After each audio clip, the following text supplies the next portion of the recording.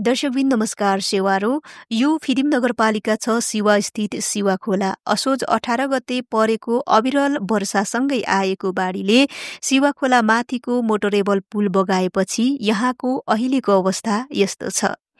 मेची राजमार्गको फिदिम 2 स्थित सामदिन घुम्ती मायालु मोड चोकमागु सिवा नवमी डाँडा र घुर्बिसे पञ्चमी कृषि सडक अन्तर्गतको खण्डका विभिन्न स्थानमा सामान्य क्षति भएको छ। यो सडक सामदिन घुम्तीदेखि फाल्गुनद गाउँपालिका 1 नवमी डाँडा बजारसम्म 14 किलोमिटर कालोपत्रे गरिएको छ। कालोपत्रे भएपछि निकै नै व्यस्त रहँदै आएको यो सडकको सिवा खोला पुल बाढीले बगाएपछि केही दिन त अवरुद्ध नै बन्न पुगेको थियो। यहाँनिर वडा सरकारको लगानीमा सिवा खोला घाट निर्माण गरिएको थियो।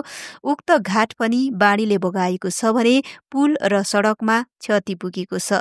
फिदिम नगरपालिका र 6 नम्बर वडा कार्यालय त्यस्तै स्थानीयको पहलमा अहिले सिवा खोलामा सवारी साधन वारपार गर्न सकिने गरी बाटो मर्मत त गरिएको छ, तर 2 चक्के र अटोलाई भने खोला तर्न निकै गाह्रो छ। प्राकृतिक विपत्तिको सामना गर्न र योसँग जुझ्नको विकल्प छैन साथीहरू।